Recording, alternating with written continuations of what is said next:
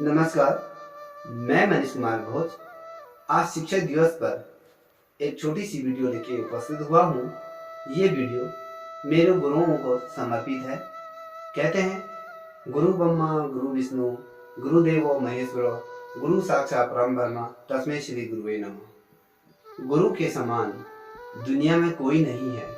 यदि हम बात करें माता पिता की, बेशक हमारी जो प्राथमिक शिक्षा या शिक्षक के रूप में जो होते हैं, जो हमारे माता पिता, उससे बड़े जो दर्जा दिया गया है, माँ बाप से जो बड़ा दर्जा दिया गया है, ईश्वर से भी जो बड़ा दर्जा दिया गया है, वो हमारे आदरणीय गुरुजनों को दिया गया है।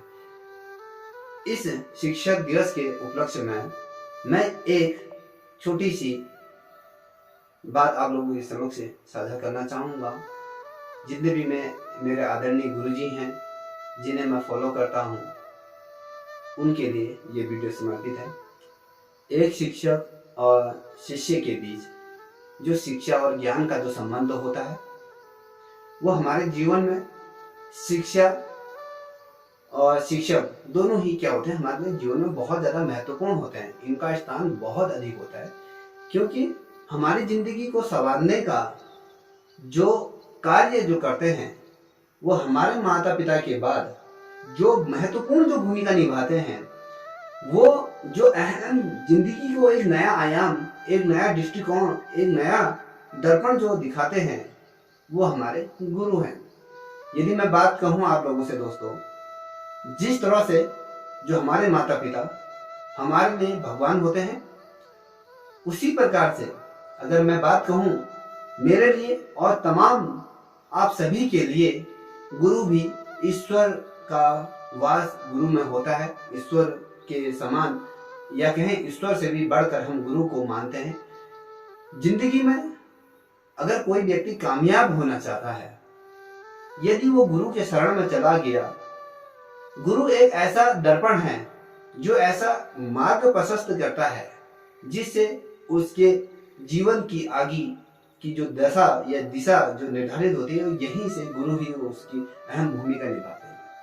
यदि हम बात करें, आज हमने इंजीनियर पैदा कर दिए, आज हमने आर्किटेक्ट पैदा कर दिया, आज हमने डॉक्टर पैदा कर दिया, आज हमने वैज्ञानिक पैदा कर दिए, या हमने राष्ट्रपति या प्रधानमंत्री, जितने भी तमाम, अगर हम कोई भी ले लें, न्यायाधीश को ले लें, वो बिना गुरु के उनका अस्तित्व शून्य है।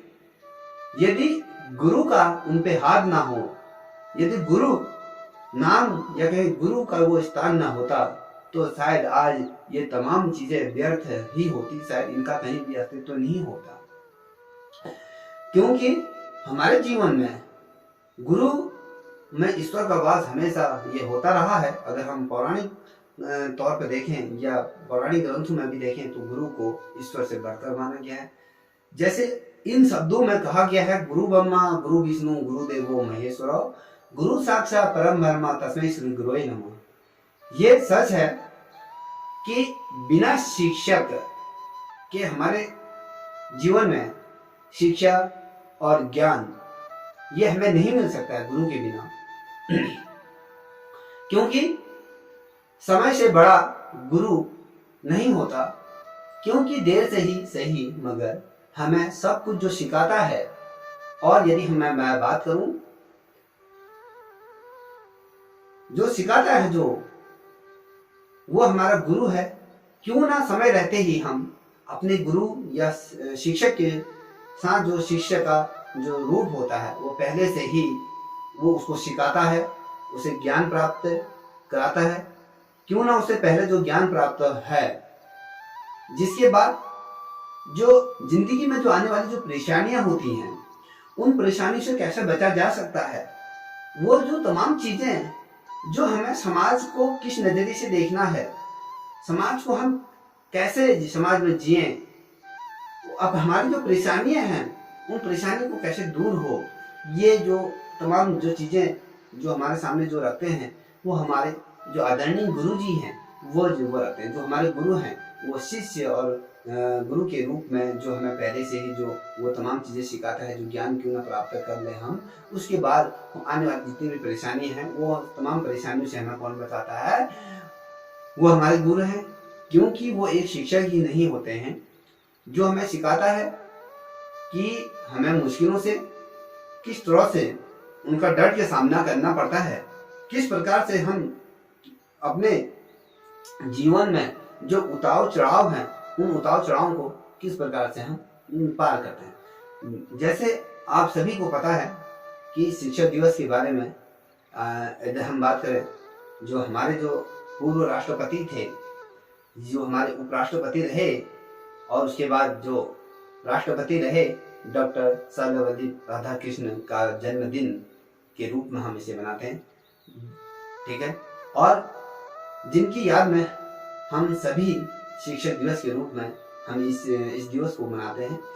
कहते हैं कि जो सर्वपल्ली राधाकृष्णन थे, उन्होंने कहा कि पूरी दुनिया एक विद्यालय है जहाँ कुछ ना कुछ नया हमें सीखने को मिलता है। ये दुनिया इस प्रकार से है, अगर हम कहीं भी जाएं, एक मनुष्य ऐसा जीवन है जो निरंतर गतिशील रहता है, नया सीखने का प्रयत्न करता है। इसीलिए कहा गया है कि जहाँ भी चले जाएं, ये दुनिया एक विद्यालय के रूप में है जो हमें कुछ ना कुछ निरंतर हमें सिखाते रहती है। और जो हमारे जो शिक्षक हैं वो केवल हमें पढ़ाते ही नहीं हैं, क्योंकि बल्कि हमें अच्छा बुरे के बीच का जो फर्क होता है वो भी हमें कहीं ना कहीं वो समझाते हैं, उनकी वैल्यू समझाते हैं और उनकी कही हुई जो बातें हैं हमें उन्हें समझना चाहिए, उनके बारीकी अध्ययन करना चाहिए। हमारे जीवन में जो शिक्षकों का होना कितना महत्वपूर्ण स्थान होता है, कितना महत्व हमारे जीवन में शिक्षकों का होता है, ये हमें जब हम बड़े हो जाते हैं, जब हम किसी मुकाम पर नहीं पहुंच पाते, तब हमें वो समझ में आता है कि हाँ, शिक्षकों का अनादर करने से क्या होता है, शिक्षकों का सम्मान करने से क्या होता है। वो तमाम चीज़ें हमें बाद में पता चलता है, क्योंकि शिक्षकों का होना बहुत ज़्यादा महत्वपूर्ण है। और हम कितने भाग्यशाली हैं, जिनने भी हमारे मेरे टीचरों ने पढ़ाया है मुझे, आज मुझे इस काबिल यहाँ तक पहुँचा दिया है। वो बिना गुरुओं के ये मुमकिन नहीं था। चाहे उन्होंने हमें डांटा हो, मारा हो या किसी भी रूप में, वो उन्होंने हमारे भले के लिए ही हमें तमाम चीज़ें जो मार्गदर्शन दिए होंगे वो हमारे भले के लिए किए होंगे।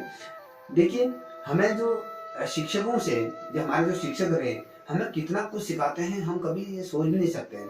और समय समय में हम उनसे क्या अलग अलग चीज़ें सीखते हैं और आगे बढ़ने की हर चीज़ें ऐसे सीखते हैं कि हम किस प्रकार से आगे बढ़ें, किस प्रकार से ज़िंदगी का एक नया रूप देखें, वो तमाम चीज़ें।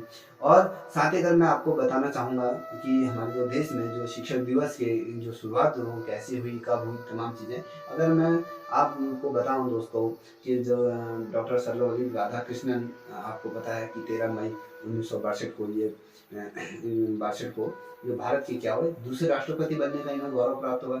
इसी दिन 5 सितंबर को उनके जब जन्म दिवस की खुशी के अवसर पर ये जो कुछ साथियों द्वारा या कहें उनके जो छात्र थे राधाकृष्णन को, ये जन्मदिन की जब वो बधाई देने गए, तो जब वो राष्ट्रपति थे तो उन्होंने कहा क्यों ना इस दिन को, जो मेरा जन्म दिवस है, क्यों ना इस दिन को शिक्षकों को समर्पित कर दिया जाए, शिक्षकों के सम्मान में इस दिवस को मनाया जाए। तभी से संपूर्ण भारत में इस दिवस को या कि इस 5 सितंबर को गर्व के साथ और उल्लास के साथ अपने गुरुओं को सम्मान रूप में पूजा जाता है और तमाम चीज़ें इस दिन की जाती है। और मैं आपको ये बताना भी चाहूँगा कि जो शिक्षक दिवस की जो शुरुआत हुई थी दोस्तों, आपको पता है 5 सितंबर को उनके जन्म दिवस के अवसर पर यह हुई थी। हर 5 सितंबर को हम इस शिक्षक दिवस को मनाते हैं और ये तमाम चीज़ें हमारे इसलिए जीवन में कहीं ना कहीं इनको हमें रखना चाहिए। हमें अपने शिक्षकों के साथ किस प्रकार से व्यवहार करना चाहिए, किस प्रकार का उनका सम्मान करना चाहिए, ये हमें सीखना चाहिए। शिक्षक हमारा जो साथ ही नहीं ये छोड़ते जिंदगी भर। अगर हम किसी भी समय अगर हम शिक्षकों से अपनी परेशानी को लेकर जाएं तो वो हमारी हमेशा क्या करते हैं, मदद ही करते हैं। और एक पंक्ति मुझे याद आ रही है, यदि मैं बात कहूँ आपसे, आपने रामधारी दिनकर जी का नाम सुना ही होगा। उन्होंने अपनी एक पुस्तक में लिखा है, वो कहते हैं कि डॉक्टर भीमराव अंबेडकर ये साहब के जीवन से जुड़ा हुआ एक किस्सा है, या कहे ये डॉक्टर साहब से के जीवन से जुड़ा जो किस्सा है उसमें उसका उल्लेख करते हैं। जब राधाकृष्ण जब मॉस्को मॉस्को गए थे, ये मॉस्को की जब यात्रा में गए थे, भारत के राजदूत थे उस समय, तब स्टेलिन नाम का काफ़ी लंबे समय से ये भारत के राजदूत समय से उनसे मुलाकात करने की ये इच्छा जाहिर की थी। और जब ये राजी नहीं हुए थे तो अंत में दोनों की क्या हुई थी, मुलाकात ये हुई थी। तो डॉक्टर साहब ने स्टेलिन को एक किस्सा सुनाते हुए कहा था कि हमारे देश में एक राजा हुआ करता था जो बड़ा ही क्या था, घमंडी था, अत्याचारी था, क्रूर था और बहुत ही ज़्यादा निर्दयी था। और उसने बहुत ज़्यादा भारत के अंतर्गत खून खराबा तमाम चीज़ें इसने उस समय मचा दिया था, बहुत कोहराम मचा दिया था। और उस समय रक्त की ऐसी धार बही या कहें ऐसा आधार बना कि उसने जब युद्ध को देखा तो युद्ध के भीतर का जो दृश्य देखा, उससे कहीं ना कहीं वो उसका हृदय परिवर्तन हुआ और वो जो हिंसा की राह को पकड़ लिया था उसने। फिर जो हिंसा थी ना, उसको उस हिंसा की राह को छोड़कर उसने अहिंसा का ये रास्ता पकड़ लिया था। और वो कहते हैं आप सभी लोग उसी रास्ते पर चलिए। जैसे आपको पता है अशोक ये था जिसने कलिंग का युद्ध हुआ था, तो कलिंग के युद्ध में जब उसने रक्तपात तमाम चीजें की थी तो उसका हृदय परिवर्तन हुआ। तो वो किसकी शरण में गया? गुरु की शरण में गया। गुरु कौन थे? गौतम बुद्ध के शरण में गया। तब से उसने अपने जीवन को एक नया आयाम और नया मुकाम ये दिया। दोस्तों, अगर मैं बात करूँ आज जिस प्रकार से शिक्षा का जो माहौल बना हुआ है, कहीं ना कहीं ये लगता है कि आज जो शिक्षक दिवस है वो कहीं ना कहीं अधूरा है। यदि मैं बात कहूँ, अगर मेरे जीवन में, अगर अपने जीवन की बात करूँ, जिसकी वजह से मेरे जीवन में जो खालीपन, जीवन में जो ज्ञान का प्रकाश जो फैलाता है, वो सभी जो शख्सियत है, मैं उनको आज तहे दिल से नमन और अपने श्रद्धांजलि या कहें उनके चरणों में दंडवत प्रणाम करता हूँ, या फिर उन्हें अपने हृदय मन में हमेशा स्मरण करता रहता हूँ, जिसके बिना इस देश का हर शिक्षक दिवस अधूरा होता है। हम शिक्षक दिवस पर आज उन शख्सियतों को नहीं भूलना चाहिए जिनकी वजह से हर शिक्षक, देश का हर शिक्षक दिवस अधूरा रहता है। हम ये कैसे मुमकिन कहते हैं कि आज जो शिक्षक दिवस के दिन हम देश की जो पहली जो हमारी शिक्षिका रही है उसे भूल जाएं। हमें उन्हें भी याद करना है कि वो कौन है। जैसे आप सभी को ज्ञात होगा जो हमारे देश की जो पहली शिक्षिका कौन है, अगर मैं बताऊं तो क्रांति ज्योति जो माता सावित्री बाई फुले, ये हमारी क्या है, पहली देश की पहली ये क्या है, महिला शिक्षिका है। मैं नमन करता हूँ ऐसी शिक्षिका को, उन महान जो फुले दंपति को, जो महात्मा ज्योतिबा फुले और उनकी जो पत्नी है सावित्री फुले, जो इस देश में शिक्षा के क्षेत्र में इनके द्वारा क्रांति के जो सूत्रधार ये बने। आज कहीं ना कहीं हम शिक्षक दिवस मनाते हैं मगर इन दो दंपतियों को हम भूल जाते हैं। क्यों? कहीं ना कहीं समाज इनको नेगलेक्ट करता है, क्योंकि ये उस जाति से आते हैं जिस जाति को आज लोग बहुत ज़्यादा घृणा के नजरिए से देखते हैं। मगर अगर हम बात करें इन महान आत्माओं की, जो माता ज्योतिबा बाई फुले की बात करें, सावित्री की बात करें, तो इन्होंने देश में जो शिक्षा के क्षेत्र में जो क्रांति के ये सूत्रधार माने जाते हैं। जैसा कि आप सब जानते हैं कि इस देश में जो शिक्षा की शुरुआत एक ही जाति विशेष तक ये सीमित थी, स्वर्णों को ही क्या होती थी उस समय, शिक्षा ग्रहण करने का ये अधिकार होता था। और उस समय जितने भी पिछड़ी जातियां थी, जैसे दलित है, आदिवासी है, ये पिछड़ी जातियां थी, सहित बहुत सी ऐसी कुरीतियां या थी, या कहें महिलाओं को भी शिक्षा से वंचित इस समय रखा जाता था।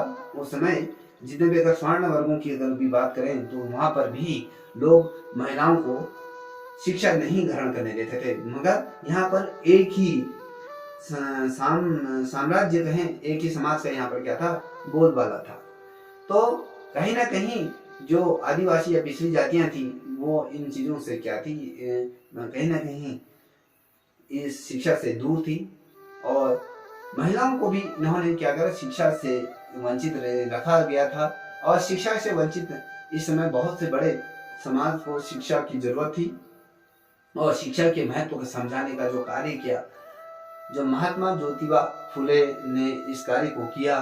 और अगर हम बात करें, जो ज्योतिबा फुले ने पिछड़े और जो पिछड़े अस्पृश्य वाले हैं, ये जनजाति के जो लोग थे, जिनके लड़के और लड़कियों को के लिए भारत के इतिहास में पहली बार क्या हुआ था, एक विद्यालय की इनके द्वारा स्थापना की गई थी।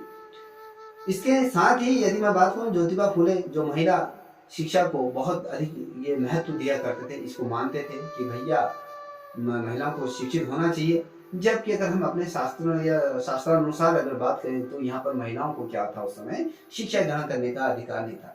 ये अगर महिलाएं अगर शिक्षा ग्रहण करती थी तो ये माना जाता था कि धर्म के विरुद्ध ये होता था। और इस के बगावत के रूप में जो शुरुआत करी, जो ज्योतिबा बाई फुले द्वारा इनकी ये बगावत की, उन्होंने क्या करा, अपने ही घर से इसकी शुरुआत करी। इसके लिए सबसे पहले उन्होंने अपनी पत्नी को, जो सावित्री बाई फुले को इन्होंने शिक्षित किया। जो क्रांतिकारी ज्योतिबा फुले ने क्या करा, 1 जनवरी अगर 1848 में ये पुणे में इन्होंने पहली बार क्या करा, बालिका विद्यालय की यहाँ पर इनके द्वारा स्थापना की गई, जो देश का सबसे पहला बालिका विद्यालय ये बना। अगर मैं बात करूँ, ज्योतिबा फुले ने इस विद्यालय की कमान जो थी अपनी पत्नी, जो उनकी सावित्री बाई फुले को इनको सौंप दी गई थी। और सावित्री बाई फुले ने इस विद्यालय में शिक्षा जो शिक्षिका की बनकर इन्होंने यहाँ पर पढ़ाया, और भारत की पहली महिला शिक्षिका के रूप में इन्हें हम जानते हैं। और जो ये कीर्तिमान जो इन्होंने स्थापित किया, इस सफलता को उत्साहित होकर जो आपके जो दंपति परिवार था, इन्होंने बहुत से ऐसे दंश झेले जो समाज के नजरिए से ये गलत थे। क्या करते थे ये लोग, जब ये सावित्रीबाई जब पढ़ाने जाती थी, जो अन्य वर्ग के जो लोग थे इनको इस विद्यालय नहीं जाने देते थे। इनके ऊपर से कभी गोबर फेंक दिया करते थे, कभी कीचड़ फेंक दिया करते थे, कभी इन्हें नाली का पानी इनके सर पे गिरा दिया जाते थे। और यहाँ पर इनको गटर का पानी भी इनके सर पे फेंक दिया जाता था। इनके कपड़े बहुत गंदे रहते, फिर जाके चेंज करके फिर दोबारा लिए जाते थे। और जो इन्होंने जो भारत की जो पहली महिला शिक्षिका बनने का जो इन्होंने जो कीर्तिमान स्थापित किया, इसकी सफलता से उत्साहित होकर जब ये दंपति परिवार ने थोड़े ही अंतराल में क्या करा, पुणे में और उसके जो आसपास के इलाकों में क्या कर दिया था, 18 स्कूलों की इन्होंने स्थापना कर डाली।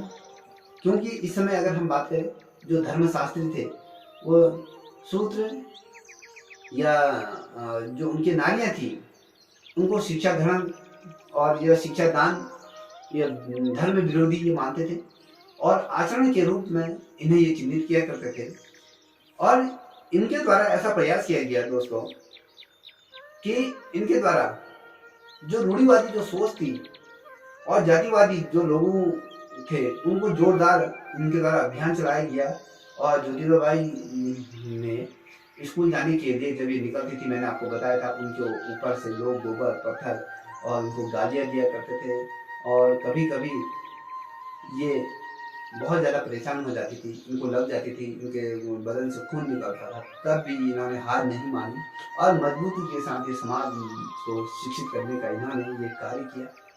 अगर दोस्तों अगर मैं बात करूँ, हम सभी को ऐसे महापुरुषों का ये ऋणी होना चाहिए, खासतौर से महिलाओं को ये ऋणी होना चाहिए, क्योंकि इनके ही द्वारा आज महिलाओं को शिक्षित होने का जो अधिकार दिया गया है, जो मिल रहा इनके द्वारा। और इन्होंने अपना जो सुख त्याग कर अपना संपूर्ण जीवन अगर बात करें तो इन्होंने शिक्षा के लिए समर्पित करा और शिक्षित राष्ट्र का इनके द्वारा निर्माण किया गया। और इन्होंने एक गुरु की जो परिभाषा जो रखी, इसको देखने लायक बनती है। और इस दिन अगर मैं बात करूं, गुरुओं की जो महिमा है वो अपरंपार है। अगर मुझे एक आज शिक्षक दिवस के दिन अगर मुझे ये बात कहनी पड़ रही है तो मुझे शर्मिंदगी महसूस हो रही है। हर समाज के व्यक्ति को, ये जो शिक्षक है उसको इस चीज़ के बारे में सोचना चाहिए। अब जैसे राजस्थान की एक घटना थी जिसमें एक दलित बच्चे ने एक स्वर्ण वर्ग के जो टीचर था उसके घड़े से पानी पी दिया। क्या पानी पीने से किसी बच्चे की आप जान ले लोगे? क्या शिक्षक दिवस इसीलिए मनाया जाता है? शिक्षक का दायित्व क्या होता है? ना उसके अंतर्गत भेदभाव, ना जातिवादी या रूढ़िवादी सोच शिक्षक के अंतर्गत नहीं होना चाहिए। शिक्षक के लिए 5 उंगलियां बराबर होनी चाहिए। उसके लिए बच्चा एक शिक्षार्थी के रूप में और वो शिक्षक के रूप में अपना कार्य का वाहन करना चाहिए और शिक्षा से समाज का सुधार करना चाहिए, ना कि कुरीतियों को, रूढ़िवादी सोच को जन्म देना चाहिए।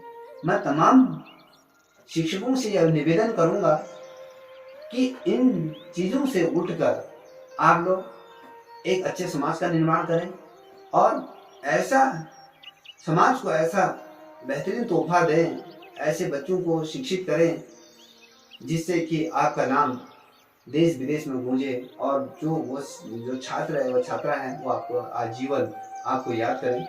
यदि आपके द्वारा पढ़ाया हुआ बच्चा किसी जगह पहुंच जाता है तो सोच लीजिए जिंदगी में आपको उससे बड़ा पुरस्कार कोई है ही नहीं। यदि एक शब्द कहना चाहूंगा, यदि जब कोई शिक्षक कक्ष में यदि पढ़ाता है, यदि उसके बच्चे बड़े शानदार तरीके से उसको समझ रहे हैं, खेल खेल में पढ़ रहे हैं, हंसी मजाक में पढ़ रहे हैं, यदि वो बच्चे उस चीज को समझ रहे हैं तो उससे बड़ा जो तोहफा एक शिक्षक के लिए कुछ नहीं हो सकता।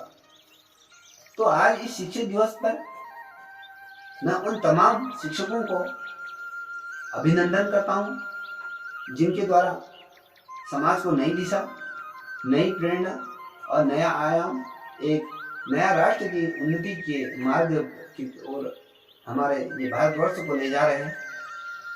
संपूर्ण विश्व में आज जो भारतवर्ष एक विश्व गुरु की अगर मैं बात करूँ, जो विश्व गुरु हमारी जो पद्धति रही है, जो आश्रम की पद्धति रही है, जो हम अगर बात करें, अगर हमारे देश में जो देवों की जो भूमि अगर जो कही जाती है, जिसमें हम द्वापर युग त्रेता युग में अगर बात करें, जिसमें ये आपकी गुरुकुल की जो पद्धति रही है, यह कालांतर से चली हुई आ रही है।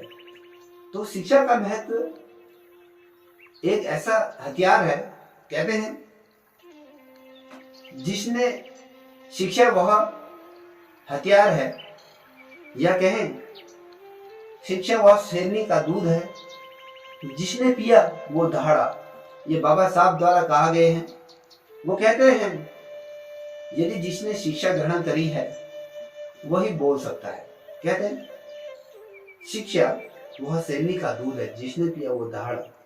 तो ये अपने जीवन में इन चीजों को हमें उतारना चाहिए। ये चीज अगर हर कोई सोच ले तो शिक्षक दिवस मनाने का जो संकल्प हम लोग लेते हैं वो कहीं ना कहीं सफल होगा।